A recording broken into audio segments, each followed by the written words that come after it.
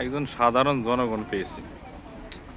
সাধারণ জনগণের কথা বলা হবে সাধারণ জনগণই তো। হ্যাঁ, অসাধারণ জনগণ নাকি?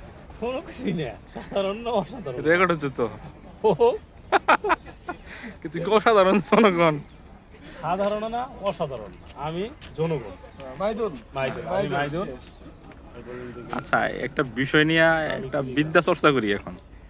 বিদ্যা চর্চার সাবজেক্ট হচ্ছে যে আমাদের দেশে যে নাটকগুলো হচ্ছে এখন, বিখ্যাত পরিচালক, নাটক তো টিভি হয়, টিভি নাটক, তো মঞ্চ নাটক তারা এখন দেখে না কেউ।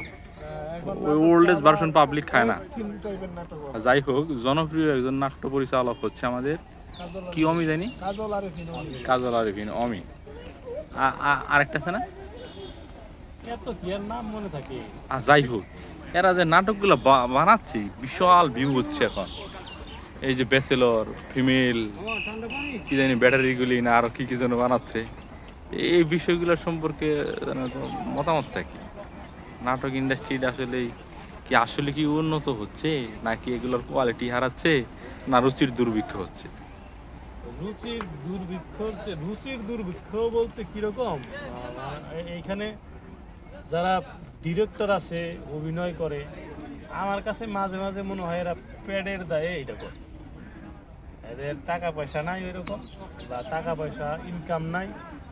মানুষ, ওদের চিন্তা হচ্ছে আমি একটা জিনিস বানাইলাম, মানুষ দেখলো কিনা, আর ভিউ হইলো কত, আর ইউটিউব থেকে কত টাকা। আচ্ছা, আরেকটা বিষয় যেটা হচ্ছে, আরেকটা বিষয় হচ্ছে যে হুমায়ুন আহমেদ যে নাটকগুলো বানাইতো, আমার এখানে একটা কথা আছে, প্রশ্নটা করি আগে। না এর আগে আমার ওই আগের কোশ্চেনে একবার এক কথা বলতে চাচ্ছ? আচ্ছা বলো। একবার এই কথা বলবো, সেটা হলো রুচির দুর্ভিক্ষ না। রুচির দুর্ভিক্ষ যদি মানুষের হইতো তাহলে এখন খুঁজে খুঁজে হুমায়ুন আহমেদের আগের পুরাতন নাটকগুলো মানুষ দেখতো না। কয়জন, কত পার্সেন্ট লোক এটা অনেক মানুষ দেখে? সেই পুরাতন নাটকের 5 মিনিটের ক্লিপ, 10 মিনিটের ক্লিপ পাইলে ওইটা দেখে, ওইটার ভিউ অনেক হয়, মানুষ দেখছে। আমারও একটা এইখানে আমার একটা ভিন্ন মতামত আছে। কত পার্সেন্ট লোক এগুলো খুঁজে খুঁজে দেখে?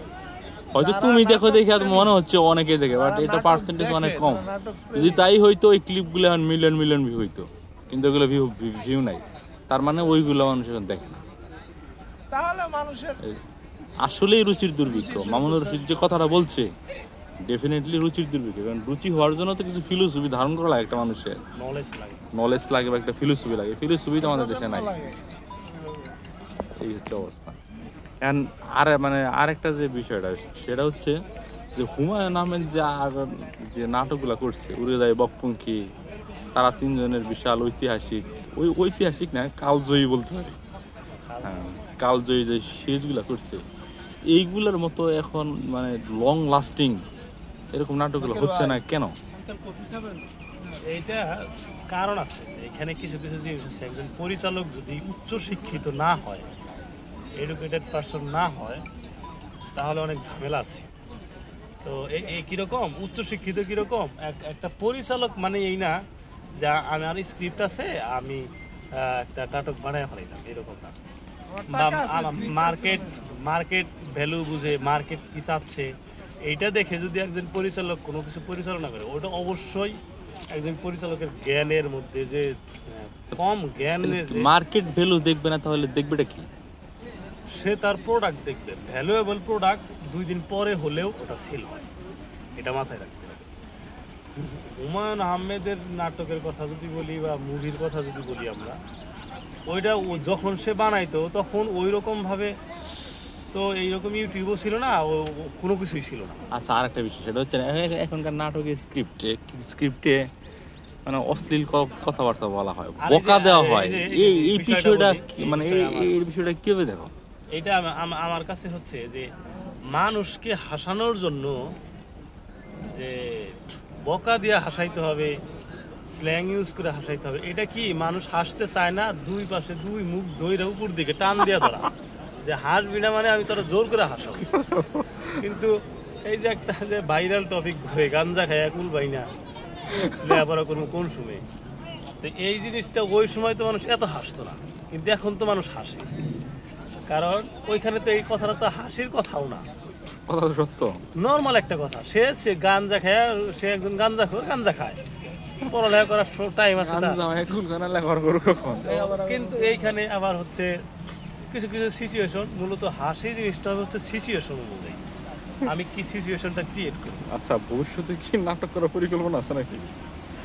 নাটক করার পরিকল্পনা থাকুক আর না থাকুক, বর্তমান পরিচালকদের নাটকের যে বিষয়টা দেখে যে কেমন যেন, এমন কোনো নাটক আমি লাস্ট হুমায়ুন আহমেদ ছাড়া আর আগে মুস্তফা সরোয়ার ফারুকের কিছু নাটক ছাড়া একটা নাটক আছে কিন্তু এটা প্রেম নাই বা মেইন টপিকটাই প্রেম না, এরকম নাটক পরিচালকদের মাথায়ও আসে না। যদি কোনোদিন এই পরিচালক রইলে বস্তা পচা পরিচালক, এদের কোনো সেন্স নাই। প্রেম হচ্ছে মহাশক্তি। এরা পড়াশোনা করে না।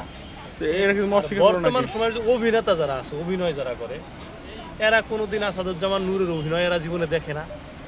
এরা এই সংসপ্তক নামে নাটক ছিল, এই নাটক জীবনে এরা দেখে না। বহুব্রীহির মতো নাটক এরা কোনোদিন দেখে না। এরা কি দেখে? এদের নাকি ব্যাচেলর পয়েন্ট, এদের নাকি গার্লস স্কোয়ার, অস্কার, এগুলো নাকি এদের নাটক, এরা নাকি অভিনয় করে। তার মানে আমার মাথায় তো আসে না যে এরা কি অভিনয় করে। তার মানে কি আমরা একটা অসুস্থ জেনারেশন উপহার দিচ্ছি নাকি, লালন করতেছি?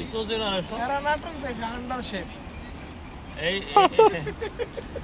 এই নাটক কি কথা বলে কি না বলে, জাতির জন্য একটা কি বলা অসুস্থ মন মানসিকতা সম্পূর্ণ জেনারেশন অপেক্ষা করছে যে আমাদের সারা দিনের দায় দায়িত্ব কাজকর্মের মধ্যে এত কথার দরকার নাই।